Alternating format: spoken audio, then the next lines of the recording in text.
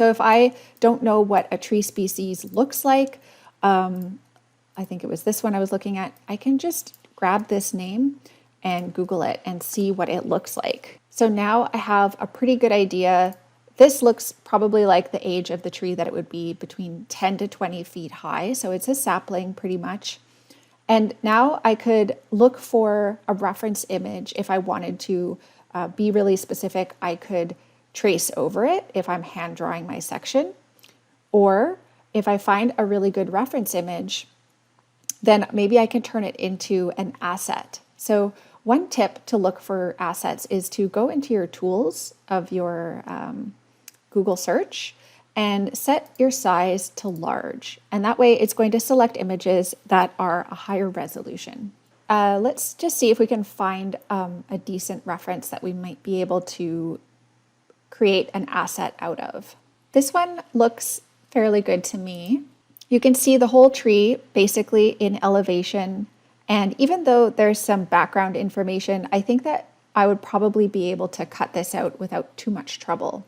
So I'm going to right click and save this image as, and I'm going to save it into, of course, my graphic references in Photoshop and under trees. And in this, I would suggest that you make a new folder called to cut out. And that's where you can keep files organized before you've cut them out. So I'm going to save that there.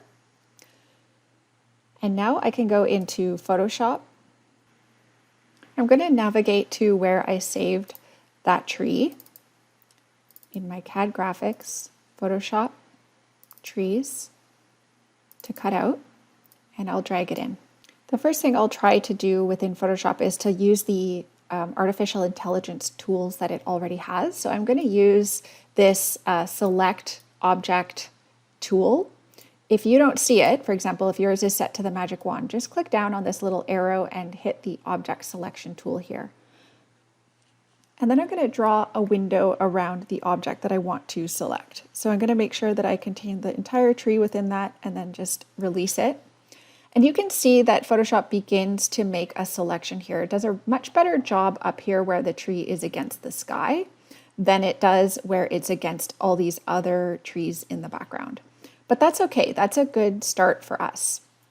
Now we can use some other selection tools to add in the trunk and to get some of these other complex edges.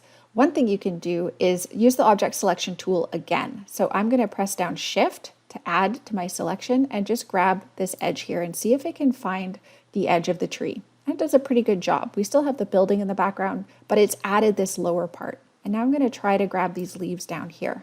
And there you see it's added it to the selection.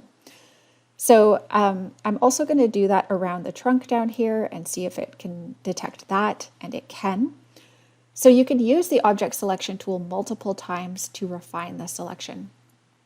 Now I want to refine this further, and there's a few ways we could do that. One way is to just duplicate our selection onto a new layer and then get rid of the stuff we don't want. So I could press Control J to duplicate the layer. Now you see that selection is on its own layer over here. So I can turn off my background, and now I could use some other selection tools. For example, the Quick Selection tool. This is a tool where you can click on the image and Photoshop will look for similar colored pixels.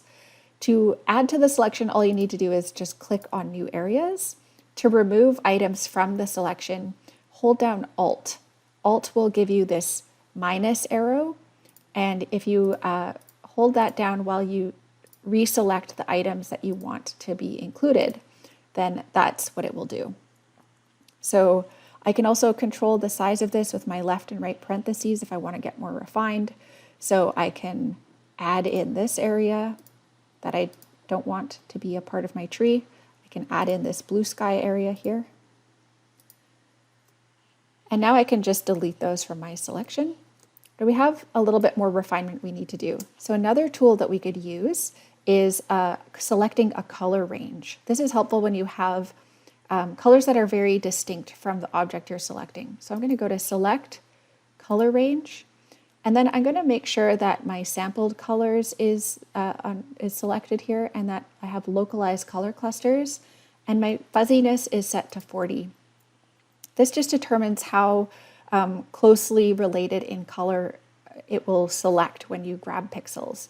So now you see you end up with this little eyedropper, and if you click on one of the colors you want to eliminate, and then you use Shift to add to that selection, I'm just going to click around all of these light blue areas on the tree and see if I can get all of those areas that I don't want selected. And you see it does a preview of what's selected over here, which is really helpful. You can move around. I'm using the spacebar to just pan down, and I'm going to keep adding by holding down Shift to my selection. So as soon as I feel happy with the amount of colors that I've color picked and selected, I'm going to hit OK. And Photoshop selects all of the pixels it can determine that have those similar colors, and you can just delete them. So those are gone. You might use your eraser tool. I'm just pressing E for eraser and then right-clicking to access the brush properties. I'm going to reduce it in size and make it a more hard brush so that we don't have as much of a fuzzy edge. And I'm just going to erase that line that was left over. Now this is a pretty loose selection.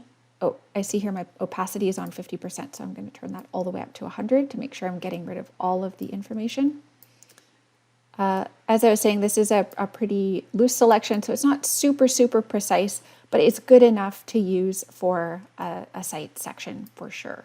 So what I might do now is just clean up the base of this trunk by making a selection and just deleting that.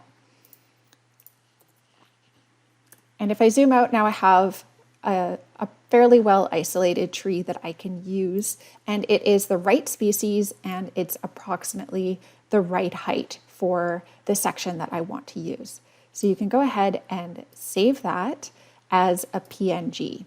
If that doesn't come up for you, you might have to go to Save a Copy and then look for PNG down here.